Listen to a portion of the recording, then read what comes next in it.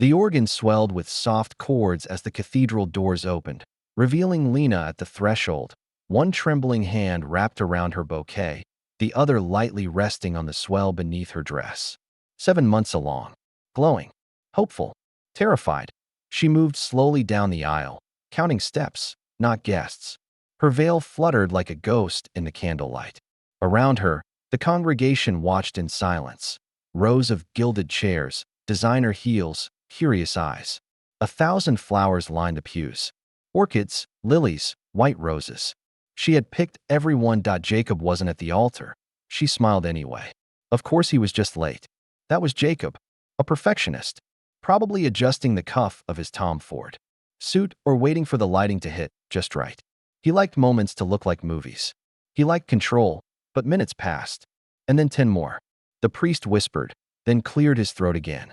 A groomsman checked his phone, trying to hide it behind his boutonniere. Lena's mother, seated in the front row, reached for her daughter's hand and didn't find it.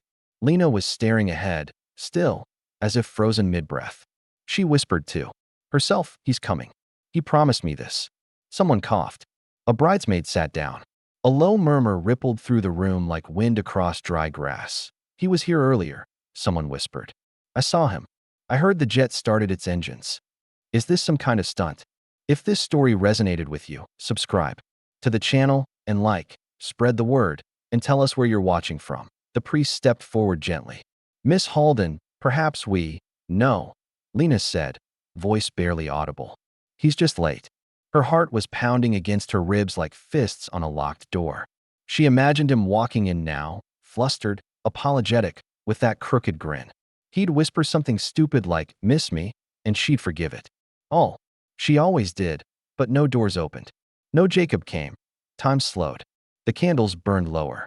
The cold of the marble floor crept through her satin heels. The weight in her belly shifted, a tiny reminder that she wasn't alone in this moment of abandonment. Then her mother stood and gently took her arm. "He's not coming, baby." Lena's throat caught. "No," she whispered. "He has to." Outside, the limo sat idle. Inside, the silence turned from confusion to discomfort, then to pity. Lena turned to face them all. Her hands were shaking, her bouquet wilting. "I loved him," she said, more to herself than anyone. "I gave him everything." The flowers fell to the floor with a soft thud, and one clapped. No one stood. The organ remained still, and Lena walked back down the aisle the way she came. Alone, Jacob checked his watch. For 47 p.m., she'd be walking down the aisle by now, still believing in forever, still thinking he'd be there, waiting, with some grand gesture and his signature half-smile. But Jacob was already stepping into the back seat of a blacked-out SUV parked 2 blocks from the cathedral. The driver didn't speak. Didn't need to. They had rehearsed this. He loosened his tie with a slow, surgical motion and stared ahead. No regret. No hesitation. "Go," he said. The city blurred past his tinted window. Flowers, traffic, one protester with a cardboard sign. None of it mattered. Jacob Hale was disappearing. And it was by design. At a small private airfield on the city's edge, his Gulfstream jet waited, fueled, prepped, stocked with French scotch and documents marked confidential. A man in a tailored gray suit stood beside the jet stairs, phone in hand. "Nathan, best man, best friend, damage control expert. You gave her the note?" Jacob asked as they walked toward the plane. Nathan's jaw twitched. "No," Jacob stopped. "Why not?" "Because it was pathetic." Nathan reached into his coat and pulled out the folded letter. "Telling her you're broken? That you can't love anyone? You think that's going to land well? When she's carrying your child?" Jacob's eyes narrowed. "That letter was insurance. I needed something in writing in case this ever came back." "Not anymore," Nathan said, and lit the edge of the note with a gold lighter. "You're not a scared boy from Jersey anymore. You're Jacob Hale, billionaire, innovator, face of Hale Tech. You don't run from problems. You erase them." Jacob watched the letter curl, blacken, and disappear in the breeze. "I gave her a life raft," he muttered. "She didn't have to drown in me." Nathan raised an eyebrow. "You didn't even toss her a rope." The engines roared to life. Jacob climbed the steps without looking back. Inside, the cabin was silent but sleek. White leather seats, walnut paneling, a chilled bottle of champagne sweating on the counter. He poured himself a glass and sipped. Somewhere far behind him, Lena was probably still standing under those cathedral arches. Or crying. Or maybe screaming that he didn't want to imagine it. So he didn't. Instead, he stared out at the skyline fading behind him and reached for the folder beside him. Inside were new documents, a property deal in Los Angeles, a tech contract, a woman's headshot that he smiled. The jet lifted into the sky, slicing through clouds like a scalpel. Jacob closed his eyes. He hadn't just escaped a wedding, he had deleted a version of himself. One that loved too deeply, felt too much, gave too many second chances. From now on, he would rewrite everything. And as the clouds swallowed the city below, Jacob Hale vanished into the future, clean, free, and seemingly untouched. But what he didn't know was that Lena wouldn't stay buried in his past. And neither would the child he pretended didn't exist. The tabloids moved on quickly. Within days of the altar disaster, Jacob Hale's name vanished from the gossip columns. A strategic donation to a children's hospital, a staged photo with his board members, and a heavily filtered vacation post with a mystery woman. His PR machine worked like acid, dissolving public memory. But Lena's silence lingered longer than scandal. 2 months after the wedding, she vanished. Her social media accounts went dark. Her phone rang endlessly into voicemail. The apartment she once shared with Jacob's name on the lease was emptied overnight. Not a forwarding address, not a trace. Speculation bloomed like rot. Some said she had a nervous breakdown, that she was checked into a clinic in Switzerland under an alias. Others claimed she fled to Italy or Morocco or a private island owned by one of Jacob's enemies. The cruelest voices whispered miscarriage, that she had lost everything, her groom, her dignity, her baby, and collapsed beneath it. But Lena was very much alive. She lived now in a small town 3 hours north, where no one recognized her name, and she never gave a last one. Her rented house was modest, tucked behind windswept pines, its mailbox dented, its shutters old but firm. Safe, quiet. Inside, in a sun-drenched room that used to be a sewing nook, lay a crib. Pale blue, soft linen, a hand-painted mobile of clouds and birds turned slowly above a newborn boy with Jacob Hale's eyes. She had named him Jace. Jacob, she whispered one night, rocking him slowly. And Justice. His tiny hand curled around her finger, and something inside her that had cracked that day in the cathedral stitched itself back together. Not with love, but with clarity. She didn't cry much anymore. The tears had dried somewhere between the ultrasound he never came to and the moment Jace first opened his eyes and didn't see him. Her mother called once a week. A soft voice through the static. "You sure you don't want to come home?" "This is home," Lena would say, watching Jace sleep on her chest. She worked nights at a bookstore, logged hours for an online psychology degree she never told Jacob about, and stocked groceries during weekends to make ends meet. Quiet, invisible work. Work that gave her back her shape. Revenge didn't live in her words, not yet. It stirred in the corners of her thoughts, slow and patient, like a match kept dry for years. She didn't want to destroy Jacob, not yet. But one day, when Jace asked where his father was, she wouldn't have to lie. She would show him. And until then, Lena waited. Not in hiding, but in building. Each diaper changed, each lullaby hummed, each silent prayer spoken under flickering hallway lights. Each one was a brick, not for a nursery, for a war chest. And while Jacob posed with models on yachts, Lena watched.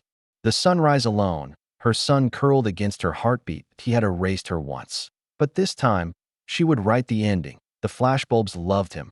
Jacob stepped out of the car in a tailored navy suit, his arm draped around Nina Vale, the model, with a face that had sold 7 skincare lines and broken twice as many hearts. She smiled with the precision of someone trained to smile. Her ring, 3 carats of emerald-cut vanity, caught every camera. To the public, they were perfect. The reformed tech mogul and the radiant runway darling. Redemption in diamonds. "Mr. Hale, how does it feel to be engaged again?" A reporter called. Jacob chuckled on cue. "Better the second time." Nina squeezed his hand. He smiled. The cameras clicked. But the moment they stepped behind the hotel's double doors, the smiles fell like masks tossed to the floor. "You wore the wrong shoes," Jacob said quietly. Nina blinked. "They're Chanel. You were supposed to wear the Ferragamos. The ones we discussed." the ones the sponsor approved. She opened her mouth, but Jacob had already turned away. His phone was in his hand, fingers flicking through notifications he wouldn't let her see. His paranoia didn't show in the headlines, but Nina saw it everywhere. In how he triple-locked their penthouse at night, how he changed his passwords weekly, how he flinched every time an unrecognized number called his phone. She had once asked him, over breakfast, "Do you still think about her?" He didn't look up from his eggs. "Who?" "Lena." He pushed his plate away. "That chapter's done," he said. "She's irrelevant." But she wasn't. Not really. He still searched her name every few weeks, just to be sure. Still kept a burner phone in the drawer, with encrypted apps and folders marked only by numbers. Still had a PI on retainer, not to find her, but to make sure she stayed found nowhere. Once, during a red carpet interview, a question about second chances made Jacob freeze for half a second too long. Nina noticed. She noticed everything.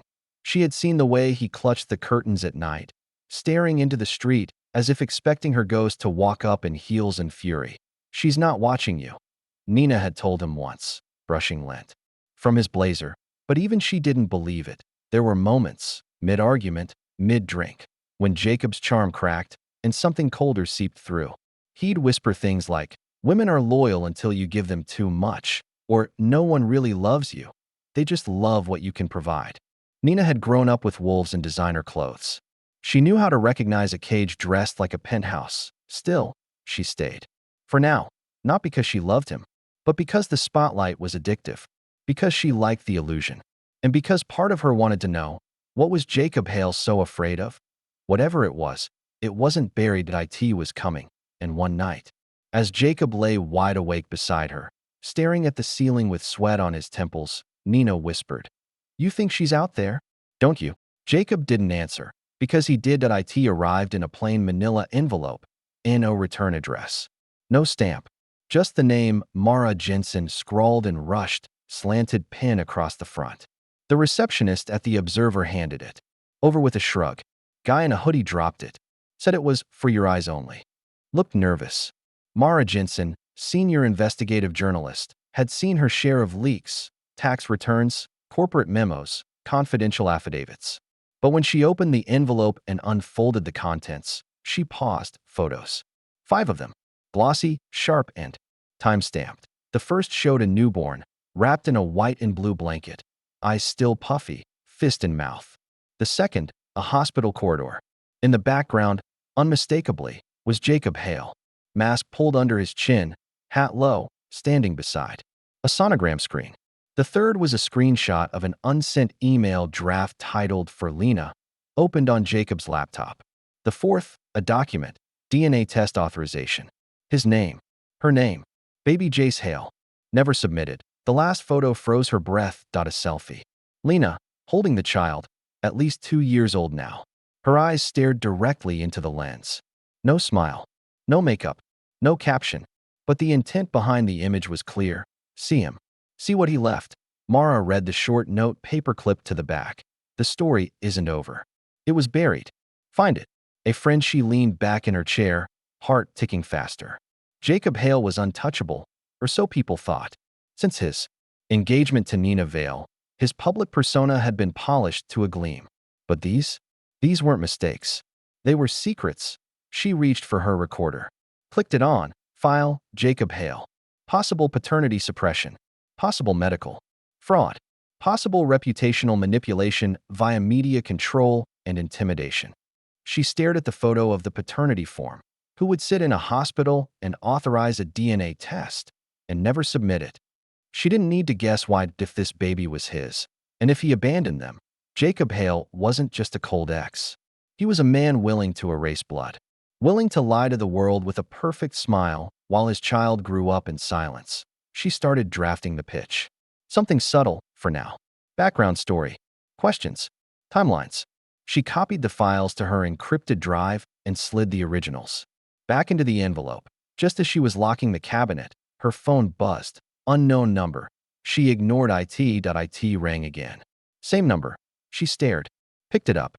Silence. Then, a male voice. Unfamiliar. Careful. Some boxes shouldn't be opened, Miss Jensen. Not if you like your job. Click. She swallowed. The next morning, the envelope was gone, cabinet still locked. No sign of forced entry. Her drawer reorganized just enough to unsettle her. As if someone had searched without stealing, just to prove they could. She reported nothing. Told no one. But Mara wasn't done. If they had the reach to get inside her office, then the story was real. Dangerous, yes, but real. She saved the backup drive and a hollowed book on her shelf, beneath the art of war, because war was coming. And the truth, though temporarily vanished, was now alive in her hands. 3 years past. Jacob Hale's world glistened under crystal chandeliers and silk invitations. His company had doubled in valuation. His mansion sprawled across 2 hills. His name, once whispered with scandal, now roared across business panels and glossy magazines. Tonight was the crown jewel, Hale Tech's 10-year gala. The guest list was a who's who of venture capital, entertainment, and politics.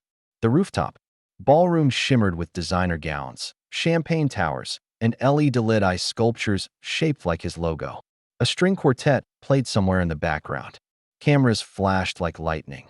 Jacob moved through the room like a king among pawns, tailored, tanned, polished. Beside him, Nina radiated confidence in red silk. Her engagement ring gleamed under the chandeliers. Everything was perfect until the elevator dinged at first. No one turned. Just another guest, probably late. But then a hush swept over the room. Like falling ash. A woman stepped out, slowly, deliberately. She wore black, simple, sharp, immaculate. Not a single accessory. No necklace. No earrings. Just a red lip, steady breath, and one small hand clasping a child's. Lena, holding Jace, now almost 4. Wide-eyed, dressed in a little navy suit, curls neatly combed, clutching a wooden toy in his free hand. The silence cracked like glass. Cameras spun. Gasps. One woman dropped her phone. Another covered her mouth. A man near the buffet whispered, "Is that her?" The first one. Jacob turned. For a heartbeat, the room held its breath. Then he blinked, and his grip on Nina's waist faltered. Nina felt it. She followed his gaze and froze. The tray in her hand tilted. The champagne flute slid, shattered at her heels. Lena stepped forward, her heels echoing on marble like war drums. Her gaze never left Jacob. Her voice, when it came, was soft but unshakable. "Didn't think I'd miss your big night, did you?" She said nothing else, didn't need to. The room buzzed with whispers, journalists snapping photos through parted curtains. Security hesitated, unsure whether to intervene or let the scene play out. Jacob tried to speak. "Lena," she raised a hand. Not in anger, but in refusal. "This is Jace," she said, kneeling to eye level with the boy. "Say hello." Jace looked up at the man who shared his eyes. "Hi." Jacob's throat tightened. The boy's voice, clear, innocent, soft as silk, cut through everything he'd buried. Before he could respond, Lena stood. 3 years, she said, evenly. "He knows how to read now? You missed that. He likes dinosaurs, hates asparagus, and tells knock-knock jokes. At bedtime." "Why now?" Jacob asked, voice hoarse. Lena smiled faintly. "Because you invited everyone. And technically, so did I." She reached into her bag, pulled out a sleek envelope, and handed it to him. Jacob hesitated, then opened it. Inside, a notarized DNA test, confirming paternity. A second paper, notification of legal intent. Custody filing. The music had stopped. The room hung on a thread. Lena leaned in, just enough for him to hear. "You erased us. I'm just here to remind you, we exist." She turned, took Jace's hand, and walked out as calmly as she came. The elevator doors closed behind them, and for the first time in years, Jacob Hale had no words, just a trembling hand holding paper, and 100 flashing cameras watching the beginning of his unraveling. The gala had ended hours ago, but Jacob hadn't moved from his study. The fire crackled low, shadows flickering across the dark-paneled walls.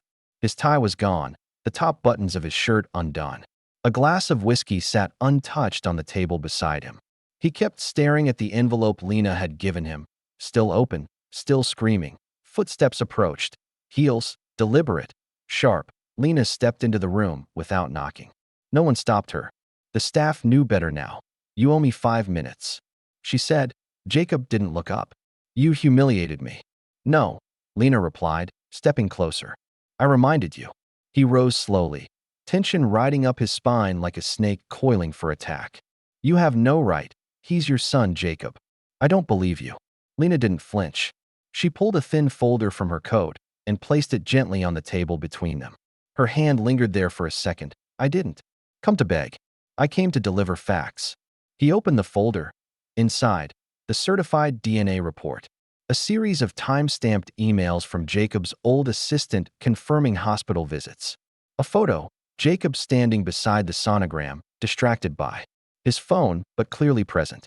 And finally, a short video. The waiting room. Lena, nervous. Jacob beside her. Their voices muffled but visible. His hand brushing her back. I didn't keep these to trap you, Lena said. I kept them because I knew one day you'd lie to our son. Jacob's face twitched. Do you know what it's like to watch your child grow up asking questions you swore you'd never have to answer? Her voice cracked, just once. Do you know what it's like to tell him why he doesn't have a dad? He stepped back, turned, walked to the fireplace. Without a word, he tossed the entire folder into the flames. Lena didn't stop him. The paper curled, blackened, dissolved. But neither of them noticed the quiet presence in the hallway just beyond. The door. Nina. She had been coming to speak to Jacob about the public scene, about Lena's sudden appearance, about the child with Jacob's jawline. But when she heard the voices, she paused. And then she saw the firelight glow through the study glass. He was burning something. She stepped quietly to the edge of the doorway. Unseen, Lena was still speaking. I'm not here to ruin you. I'm here to protect Jace. If you won't be a father, then fine. But you will not erase him again. Jacob turned sharply. You think you have power now? You think this makes you righteous? Lena stepped forward, inches from his face. I don't need power. I have proof. He didn't respond.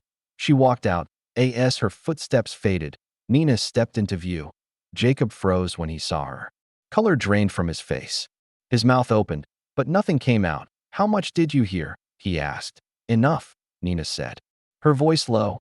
She looked down at the last blackened corner of the folder, curling in the flames. Then back at Jacob. You lied to me. He reached for her hand, but she stepped away. And for the first time in their curated, camera-ready life together, Nina saw him clearly. And she no longer liked what she saw. The headlines turned overnight. Billionaire battles former fiancé over secret child. DNA drama. Jacob Hale's custody fight exposes family fallout.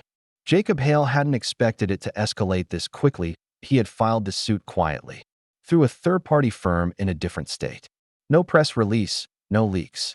The language was sterile: parental concern, establishment of custody rights, access to ensure child welfare. But behind the polished legalese, the motive was simple: control that he didn't want Jace. He wanted the narrative back. Lena, however, refused to play by his rules. The moment the papers arrived at her door, she called a press conference that IT was small, just a dozen local reporters outside a modest community center. Lena didn't hire a PR team. She didn't wear designer clothes. She stood in jeans and a sweater, holding Jace's hand, and spoke without notes. I didn't hide my son. I protected him. From silence. From neglect.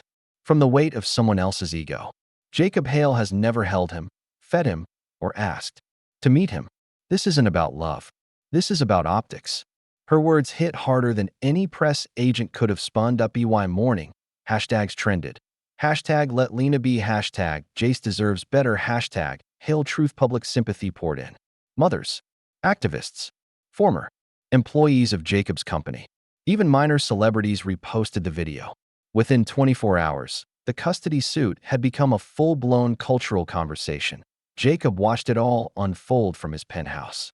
Face pale. Phone ringing nonstop. His legal team panicked. You need to respond. His lawyer insisted.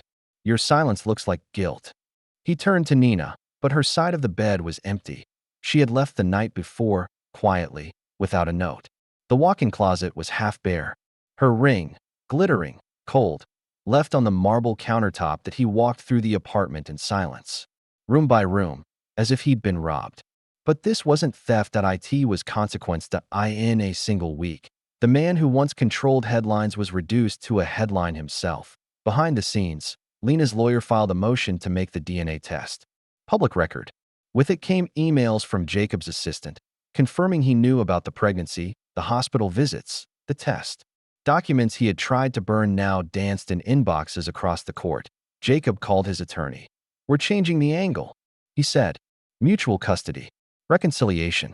I want to meet the boy. We make it about healing. You think she'll go for that?" The lawyer asked. Jacob stared at his reflection in the glass. "No," he said flatly. "But the public might." Meanwhile, Lena scrolled through her messages late at night. Offers from talk shows, parenting magazines, book agents. She declined them all. She wasn't chasing fame. She was defending truth. And as Jacob plotted narrative damage control, Lena sat in a small backyard with Jace curled beside her, tracing stars with his fingers. "Will he try to take me?" he asked sleepily. She kissed his hair. "Not if I can help it." Because this was no longer about revenge. This was about protection, and she wouldn't lose him. Not now. Not ever. The interview was only 8 minutes long, shot in a small, softly lit studio with no makeup artist, no dramatic music, and no media coaching. Lena sat in a simple gray chair, hands folded in her lap, wearing a plain white blouse. She didn't cry. She didn't accuse. She simply told the truth. "He left me. He left us." Her voice didn't rise. Her eyes didn't waver. "I was 7 months pregnant. He promised he'd be there. And then he wasn't." The silence that followed spoke louder than anything she could have screamed. That IT aired on a local podcast, a human interest segment with modest reach. But within hours, the clip was everywhere. By the end of the day, it had crossed 2 million views. By the next morning, 10 million. The comment sections flooded with outrage. How could he? She's so composed. This poor woman. And the baby. God, the baby. On Twitter, her name trended globally. Hashtag he left us, hashtag justice for Jace, hashtag hail out. Someone found a clip of Jacob at a past tech summit, talking about legacy and family values. It didn't age well. The video was spliced beside Lena's calm confession. It was devastating. Protesters began gathering outside Hail Tech headquarters. Young parents, activists, influencers live streaming with cardboard signs. CEOs don't get to abandon babies. Power shouldn't silence parenthood. Security was doubled. A scheduled product launch was postponed. And by Friday, Hail Tech stock had dropped 17%. Investors panicked. Meetings were called. Damage control teams scrambled. Jacob sat in a boardroom, jaw tight, sleeves rolled up. He had 3 phones on the table, 2 buzzing nonstop, 1 smashed from earlier that morning. "This is a smear campaign," he snapped, pacing. "Emotional manipulation. She's using the child, our child, as leverage. People don't see it that way," his communications director said carefully. "They see a mother. Abandoned. Calm. Honest. You, on the other hand," he cut her off. "I'm not the villain here."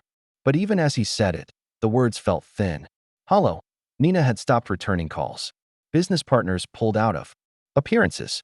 A scheduled cover story for Forbes was pulled at the last second, citing a shift in editorial priorities. At home, Jacob scrolled endlessly through posts, trying to find something, anything, that leaned in his favor. Nothing. Just clips of Jace smiling, holding Lena's hand, saying, "I like space rockets and peanut butter toast," to a laughing reporter. IT was unbearable. Lena, meanwhile, stayed out of sight.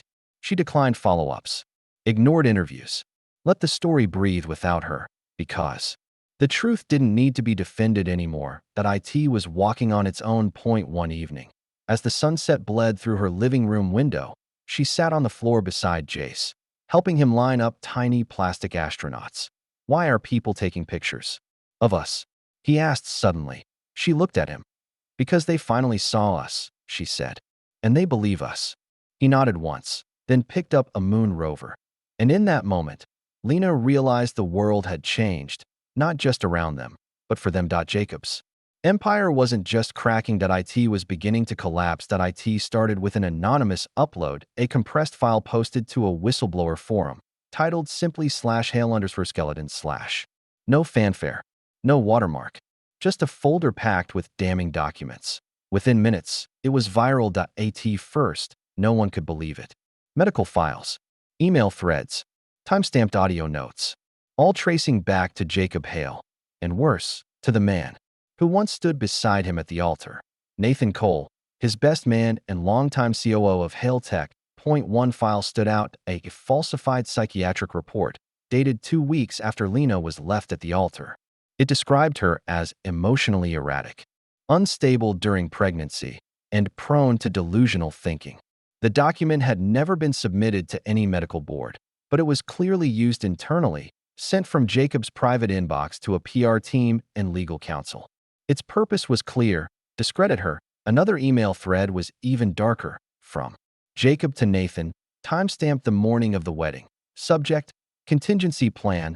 She thinks I'm still going through with it. No press, no ceremony, just the private jet. Make sure the note's burned. And get rid of the sonogram photos. Nathan had replied, understood. We'll erase the timeline. Leave no footprints. The words echoed like gunshots through corporate firewalls. Screenshots flooded social media. Hashtags reignited. Hashtag justice for Lena. Hashtag Halefiles. Hashtag erase this now. Hale Tech issued a statement. Unauthorized leaks. Internal investigation. Unverified documents. But the public wasn't listening. They were reading, journalists confirmed. The email headers were legitimate. Cyber experts authenticated the file trail. It was real. Nathan Cole, once hailed as a genius behind Hale Tech's cybersecurity division, went dark. His phone disconnected. His apartment emptied. Rumors swirled. He was hiding. He'd fled the country. He was cooperating with federal authorities. Lena saw the news from her kitchen, half a spoon of oatmeal frozen in midair. Her lawyer called seconds later. It's over, she said. This changes everything. Jacob sat alone in his server room that night. Lights low, screens blinking silently. The humming of machines around him sounded like judgment. He stared at the access log. The breach had come from inside. Someone close. Someone trusted. That he thought of Nathan, their friendship, their secrets. The quiet, necessary evil of building an empire where image was currency and emotion a liability. Jacob leaned back in the chair, face pale, temples damp. A tremor passed through his fingers as he clicked through the files now racing across the world. Each word, each lie, each manipulation, digitally, etched into the public record. A knock at the door, his attorney. They want to talk criminal charges, she said flatly. Fraud, falsifying medical records, obstruction. Jacob didn't speak, because it was no longer about Lena's truth versus his. It was about the law now, and the law had finally found a way in. The knock came at 4:03 a.m. sharp. Repetitive. No urgency in the rhythm, just certainty. Jacob Hale jolted awake, tangled in silk sheets and sweat. For a moment, he thought it was a dream. Then came the voice through the door. Jacob Hale, this is the Federal Bureau of Investigation. Open the door. We have a warrant for your arrest. He staggered out of bed, heart pounding.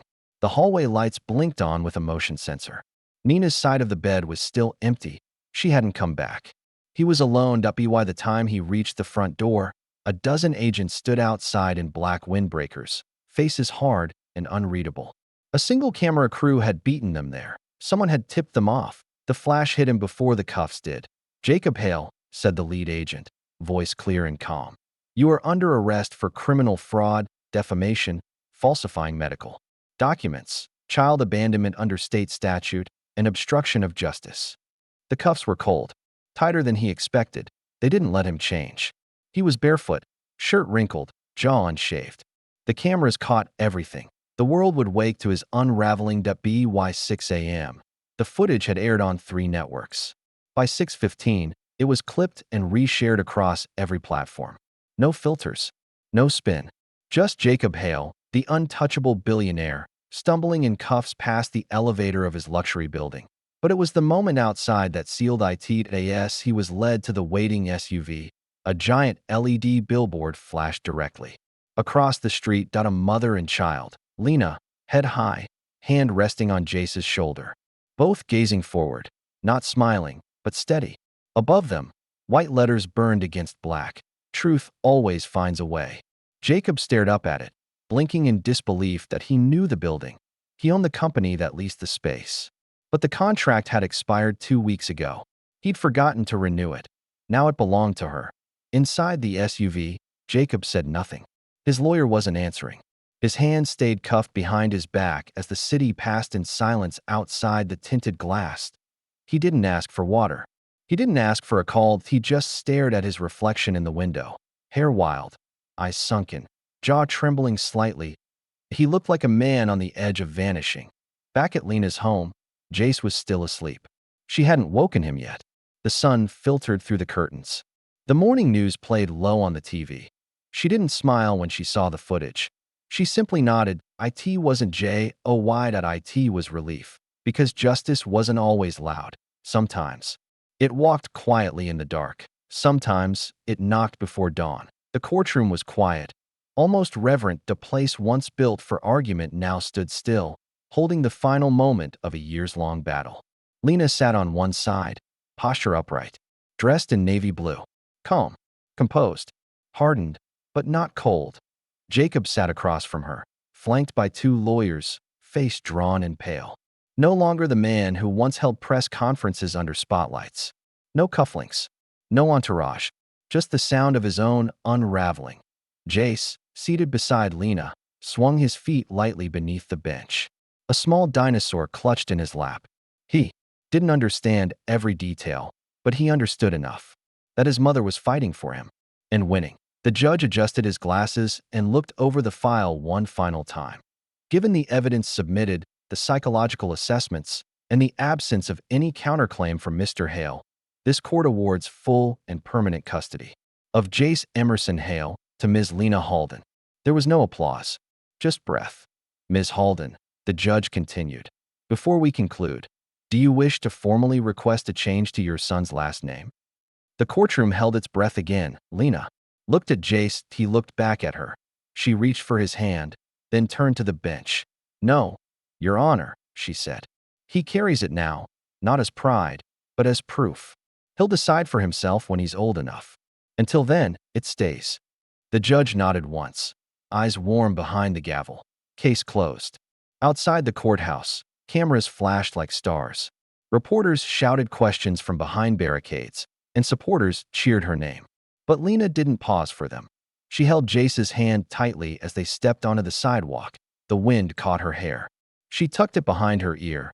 Jace blinked at the noise and lights, then looked up. Is it over? He asked. She crouched to meet his eyes. For now, she said. But you're free. That matters more than anything. He smiled, then pointed to one of the signs a supporter held in the crowd. It read, You matter, Jace. He beamed. Lena felt the tears sting, but didn't let them fall. Across the street, Jacob sat in the back seat of a dark sedan, watching it all unfold from behind. Tinted glass. His lawyer beside him spoke in hushed tones about sentencing hearings, financial restructuring, image repair. He wasn't listening. All he could see was his son, his blood, walking away without looking back. No cameras. No speeches. Just a quiet departure wrapped in finality. Inside Lena's home that evening, the house smelled of lentils and soft bread. The dishwasher hummed. A wind-up music box played from the bedroom down the hall. Lena tucked Jace into bed, brushing a curl from his forehead. Mom.